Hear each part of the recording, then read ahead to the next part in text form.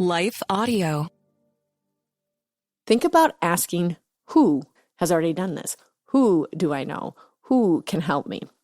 For some of us, personal finances aren't just personal. They include loved ones, neighbors, the communities we call home, and the causes we hold in our hearts. At Thrivent, planning your finances is bigger than just money.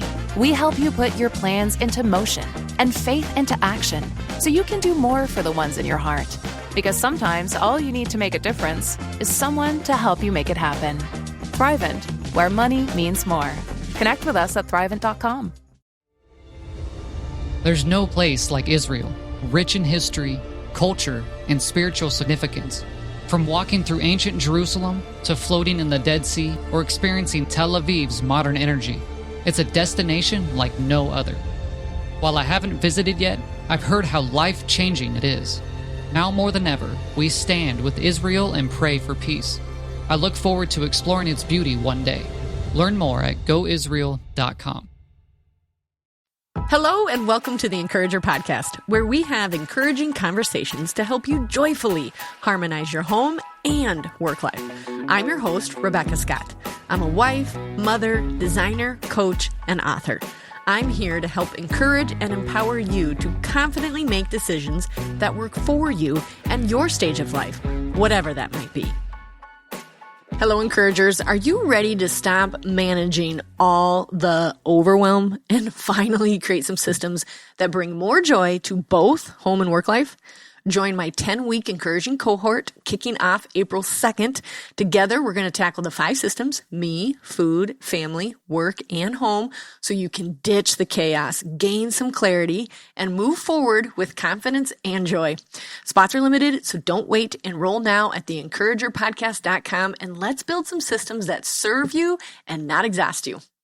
Hello, encouragers. On this week's podcast, we're going to talk about the 3 best and the 3 worst work system decisions. This is something that I dialed in as I got to think about, like, okay, if I'm just going to give you a little bit more about the systems without getting to individually coach you, which I would love to do, so please join the cohort, this is what I would narrow down to. Do you ever sit down to work and realize you're not even sure where to start? Does this make you nervous laugh a little bit? Because you're like, well, I just start at the top of the pile, right? Or maybe you're constantly working, but you're never actually making progress. Like, you just get to halfway through the pile and you're like, okay, well, I think I made progress today, but you're not actually sure. Your work system should be intentional, it should be efficient and effective, and it should be freeing. I mean it. It should be freeing. It should not feel chaotic, overwhelming, or draining because you have the system in place. The right decisions create momentum, while the wrong ones keep you stuck. What's the one biggest challenge you have when it comes to structuring your work day or your work system? Is it time? Is it focus? Is it clarity? I'm going to tell the original story of how the 5 systems really started for me. And you've heard me probably say this throughout the years of podcasting, but some of you are new, and I want you to understand that this is literally where the 5 systems was born. My son Gus was 18 months old, and my business was about 18 months old. And I was running in and out of the farmhouse to get supplies packed for an art show in Aberdeen, South Dakota, a show that's really close, about 3 hours from where I live. And so I want you to picture this very clearly. I had a minivan at the time, and I was packing it full of purses and accessories that were adorable, of course. And the landline, we still had a landline. It was going off. Somebody was calling me. My email, I was obsessed over checking my email, like 6 or 8 times a day. So it was dinging at me. I had a cell phone that was also dinging at me. Gus had toys that had noise. The spring door on our farmhouse, was clapping back and forth as I went in and out with loads. So everything that could possibly have a notification or a noise was going off. But I was very driven, imagine that, and like, I am going to pack this van and we are going to this show. Meanwhile, I was also mentally like, preparing food for the weekend for myself, preparing my business stuff, but also my home stuff, trying to feed the sweet little toddler. And every time I walked in and out of the house, Gus would snug on my sweater and say, snack. And about the 5th or 6th time he asked for a snack when I was running in and out, I lost it. And I lost it in the most dramatic way possible. I just yelled at him, "Stop!" And to this day, and he's much older now, I can still see his little blue eyes welling up because he didn't understand why mom was so frustrated when all he was asking for was a snack. And I got him the snack and I sat down on the floor, pretty much in the fetal position, and just sobbed because I wanted to keep doing both. I wanted to have a really fun job. I felt really called to create, but I also wanted to be a really good mom. And in that moment, I was failing at both. And both brought me to the word of like, God, help me. I want to do both. My prayer was not, I agree, God, maybe I should just stop and delay this until he's older. I just kept thinking the word both. I want to do both, God. How do I do this? And so I did something bold because of the crying and the fit that I was having inside my head. And then obviously my toddler showing me his fit with not getting the snack. I called the show and I canceled it. That's a big deal in the art world because they think you're flighty artists anyways. And so they were very upset with me and they didn't invite me back for 6 years. But I made the right decision for that weekend. I canceled the show. I unloaded the van and I kept praying, God, how? How do I do this? Show me. Give me wisdom. How do I do this? And then I started to recall that when Gus was nursing, I wanted to figure out his pattern. I knew I love patterns. Imagine that. I love systems. I love patterns. I'm like, there's got to be a pattern to this baby, like when he is nursing, when he sleeps, when he plays, and when he eats. So I started journaling all throughout the day when he would do each one of those things, and I did find the pattern. So I thought, okay, well, what if I just journal what I'm doing every day for a week and see if I can find out some patterns or some systems that will emerge? And sure enough, that's where the 5 systems emerged. I could clearly see this is when I'm taking care of myself. This is when I'm feeding my family. This is when I'm working. This is when now they might have been all screwed up and messed up with each other because at that time they were, but I could see, oh, if I group these together, I might be more efficiently and effectively affect all of my life if I did this. So that is literally where the work system or all 5 systems were really born. Okay, and so when I realized these are the times that I'm working and this is my long to-do list, how am I going to approach work differently so I can book a show and go to a show and raise some really great kids? Because I knew I wanted to have more. And so I really started dialing in my work system once I could figure out, okay, well, here's where I cut out bags, here's where I'm sewing, here's where I'm selling, here's where I'm doing email, and then just started working on my work system. Your work system isn't about doing more. It's not about doing more. It's about doing what matters in a way that allows for joy, momentum, and progress. You can put all 3 of those together in your work system. Okay, here are the 3 best things that I think you can do for your work system. Number 1 is determine the when. This is paramount. This is huge. Whenever I'm coaching, I'm like, hey, when do you work? And if they say, oh, well, I kind of squeeze in here or there, I work approximately this many hours, I think, okay, that's great. Okay, you've got something there. You've got a little bit of a system there. How is squeezing it in going? Well, sometimes they take a longer nap or sometimes I do this or do this. And what I'm trying to get at is that I want them to declare a time when they work because they will naturally respect and honor it better. And then they offer that to other people like friends and family. This is when I work. And whenever you say that, people usually, not always, there's some extended family members that might abuse this a little bit, but they're like, oh, you have working hours. They're like, yeah, I have working hours. So one of the decisions that I think you should make for your work system is when will you be working? Because this will help with you timing things out, how long things take, and also productivity, batching the things together. When needs to be determined. And in the work system, you answer the questions who, what, when, where, and why. And when is just a very important one of those to answer. So after I knelt with Gus getting his snack, I decided when I was going to work and decided that I needed to take more breaks. So we needed to take a morning break for snack time. So we could play together, have a little snack, and then get back to work if we needed to. So when will you work? That is something you will answer for yourself, and it can be all over the board. I've coached all over the board. Some prefer to work from 11 p.m. to 2 a.m. Okay, I had a couple like that. That's how they wanted to work, or they wanted to work before the kids get up. That's totally fine. But determine when, not just, well, I'll make it work this week. Determine when you will work. Also determine when do you do your best work. Is it in the mornings? Is it in the evenings? and create a rhythm that works for you during those weeks. This is subject to change over the years and over the different phases of your work, but when is very important.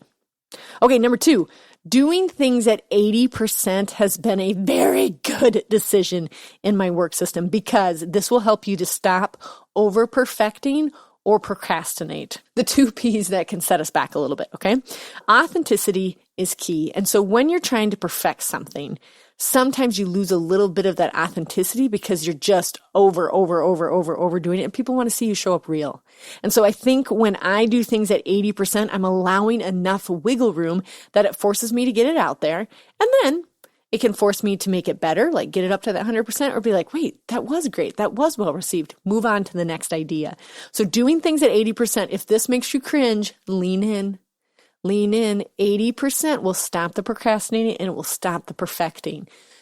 80% is still excellent. You can always perfect more, but you've got to get to the 80%, the excellent stage, and then release it, baby. You'll be so surprised and so glad you did on the other side of it. I call that the 80% rule, and we talk about that frequently here in the podcast.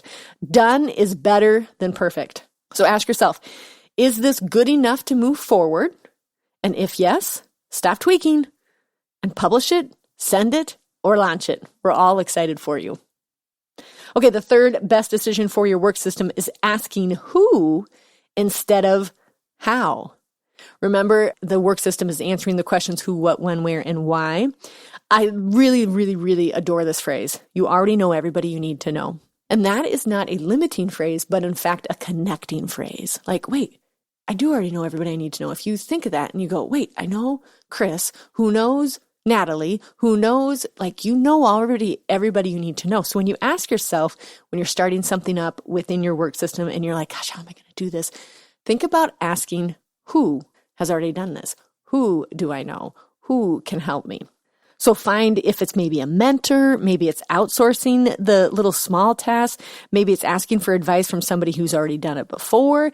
This just really eliminates the solo problem solving because when you head into the how zone, you're doing the solo problem solving, which isn't always bad, but asking the who may help you speed along that how process because they may have already done that. For some of us, personal finances aren't just personal. They include loved ones, neighbors, the communities we call home, and the causes we hold in our hearts.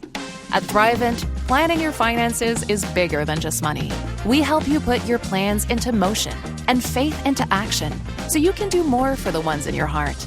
Because sometimes all you need to make a difference is someone to help you make it happen. Thrivent, where money means more. Connect with us at Thrivent.com. There's no place like Israel, rich in history, culture, and spiritual significance. From walking through ancient Jerusalem to floating in the Dead Sea or experiencing Tel Aviv's modern energy, it's a destination like no other. While I haven't visited yet, I've heard how life-changing it is. Now more than ever, we stand with Israel and pray for peace. I look forward to exploring its beauty one day. Learn more at goisrael.com. Those are my favorite, best decisions for your work system. The 3 worst work system decisions, these are the ones that drain you. So try to avoid these when you're thinking through your work system. Number 1, there is no designated where for your work. Now, the where is the who, what, when, where, and why of your work system. Where is where you're going to do the work. This is subject to change in time, but it's also subject to change based on the human. I have some people that I coach that their park bench is their where. That's where they do their best work. Awesome. But declare it. Some are like, well, I move from the dining room table and then sometimes I go to the spare bedroom and then sometimes I'm in the pickup line. All those are okay for a time. But after you discovered your when you're working, you really need to discover your where. I want your where to be so amazing and so productive for you that you burn holes in the floor from getting things done. Let those dreams have smoke on them because your where is so amazing. Okay? So the worst decision you can make is not a designated work area. So to apply this, you guys, pick one area that is your primary place. Yes, every once in a while, we all got to do the pickup line. I get it. But choose one area that is really your true focus area. Make it beautiful. I've recorded a whole podcast on why your where matters. Make it beautiful again so that when your feet hit the ground or fit in their space, you are ready to be productive and you're ready to do the things that God has laid on your heart to serve others. Let's blow some smoke in those areas, okay? The second worst decision you can make for your work system is procrastination and perfection. Okay, we talked about these two P's before, but when you continue to try to perfect everything, taking it to 100% instead of 80%, you'll never launch it. Or you'll launch it, but it'll be too late. Like, we need to get started on things, or we just procrastinate it to death. And that also, you can't kick the can down any further. You've got to get something out there in the hands of the people you are trying to serve. So I found myself using these two rules frequently so I could avoid the perfectionism and the procrastination. And that is the 80% rule, doing things at excellent. We already talked about that. And the 1% rule, like, okay, well, what's just 1% I can make towards this? That stopped me from procrastinating because I could make a teeny tiny step, which just fueled my little like, okay, I can do this. 1%. Use those two rules and you will avoid the perfectionism and the procrastination. Stop waiting. Start messy. John Acuff always says, momentum is messy. And there's a little bit of truth to that. Also, you know how I feel about timers. Set a timer for 10 minutes and just begin. No procrastination. I got the timer set. You hear a beep. If you need to put the sound on your timer, that can be effective. Like, oh, wait. I got to do the thing. Set the timer. Make that 1% effort or take it to 80%. But kill that off. We do not want that worst decision in our work system. And the third worst work decision is no clear plan for your goals. Okay, we talk about goals a lot, obviously. In the beginning, when I started selling the purses, I would show up to these shows and they'd be like in Hartford, South Dakota. And I only had to pay like $30 for a booth. It was mostly like $30 for a table, right? And I'd set up at their hometown days because their hometown days in several towns is a very cheap booth rental fee. You know, it's like under $100. So I thought, well, this is what I'll do because it's affordable. And I couldn't afford big official art show booths that were like $300 to $400. And now they're up to like $1,800. It's crazy. Anyways, I decided that I would just set up for $30. Well, I showed up with no expectations because that felt like pressure. So I was like, you know what? I have no expectations. I didn't even say like I wanted to cover my booth fee. I just want to be here, see what it's like, maybe sell a few purses, go home and enjoy things. Well, then I couldn't track anything and I had no data if the show worked or not, or I didn't have some notes if a customer said, hey, can I do this with this? Like I had zero data or feedback that I could take with me, not able to measure the time commitment that I just made to this. And so not showing up with a goal is not okay. I understand in some circumstances, you're like, I don't know what to expect, but you still need to be measuring data during that. Like, okay, I don't know what to expect, but I am going to measure how many people are coming into my booth. Like if you can't measure the sales, if that's too much pressure, totally get it. Then measure how many people come into your booth. How many people take a business card? How many people say, hey, I have heard about you. Like create some kind of goal, create some kind of data that you can take home with you that you can work with. So after that event, I was like, I got to set goals. I got to know because I didn't know if I should do the show again. So then instead of measuring sales, because that felt too pressured for me at the time, I do measure that now. I decided I would tally every time I handed out a business card. And I got to 100. I'm like, okay, I have 100 new people that possibly could buy from me. So what is the goal you need to set so that you can achieve it? Set those goals. It don't have to be super, super clear, but you got to have something to wrap your brain around. Like, okay, here is the end result. You've got to have some sort of goal. And by not setting them, you don't know what you're aiming at. And you also can't measure if what you're doing is working, and then you waste time. If your work system isn't working, you'll always feel behind and drained. You already know this. If you're listening to this and you took a deep breath out when we're talking about your work system and you want to make some changes in it, maybe you do feel behind and you feel drained. Let's isolate your work system. Answer the who, what, when, where, and why, and circle which one of those could you start making some improvements on. What of the 3 best decisions could you apply in the next 10 minutes? What could you get started with right now? Maybe it's just the concept of 80%. Maybe it's just creating a goal, like this is an achievable goal that I want to get. But start thinking about your work system in a more structured way. If you get this dialed in your work system, you'll feel energized and clear. And for me, creative. And being creative is very important to me. I obviously make a living at it. When my work system is really dialed in, I have so much freedom to think and create. And that is a beautiful thing. I want you to remember this. Work should serve you, not run you. It shouldn't run you into the ground. There are phases, we've talked about that, especially in entrepreneurism and small business, just work alone. There are seasons when it is draining, but it shouldn't be consistent. If you felt like you've been drained for a long time, it's okay, but you do need to take a look at your work system and make some changes. You can make changes at just 1%, you guys, but start changing it. Your work system really should serve you, not run you. Okay, pick one of the best decisions, and I want you to implement it this week, or you could identify which of the worst work habits is holding you back, and then change that. You can pick one or the other. I like to give you guys something that you can implement in the first 10 minutes of listening to the podcast.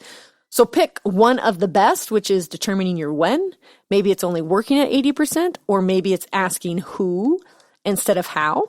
You can do that one. Or you can identify which of the worst work habits, meaning you don't have a where for your work. Maybe you're procrastinating or you're perfecting or you don't have any goals. Pick from one of those groups that seems the most applicable to you right now that you can apply immediately and do the next step, okay?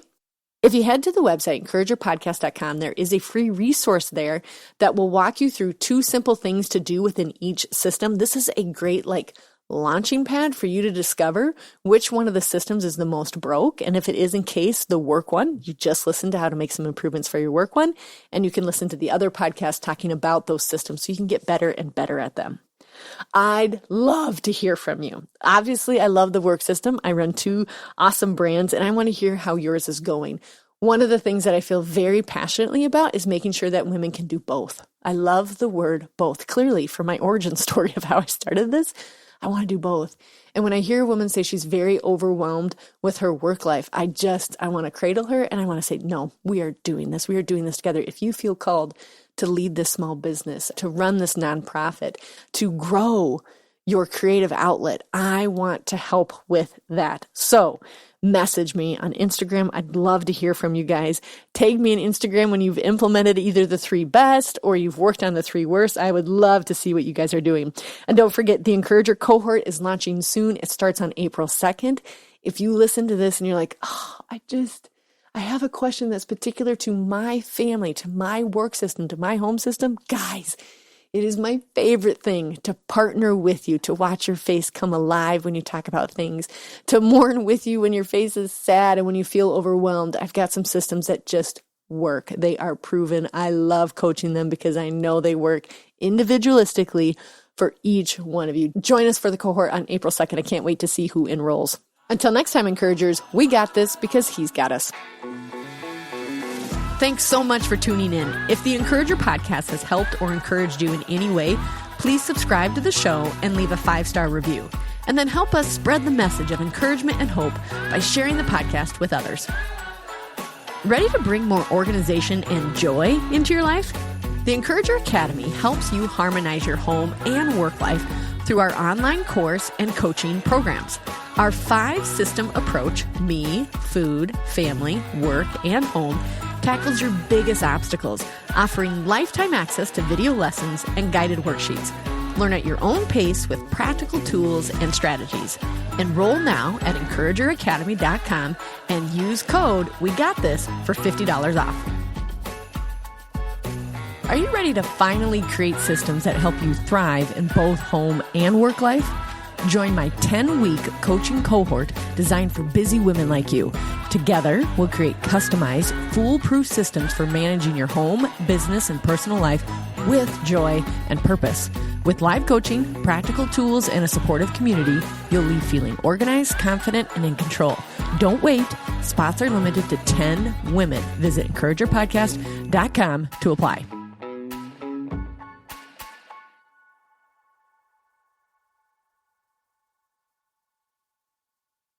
For some of us, personal finances aren't just personal.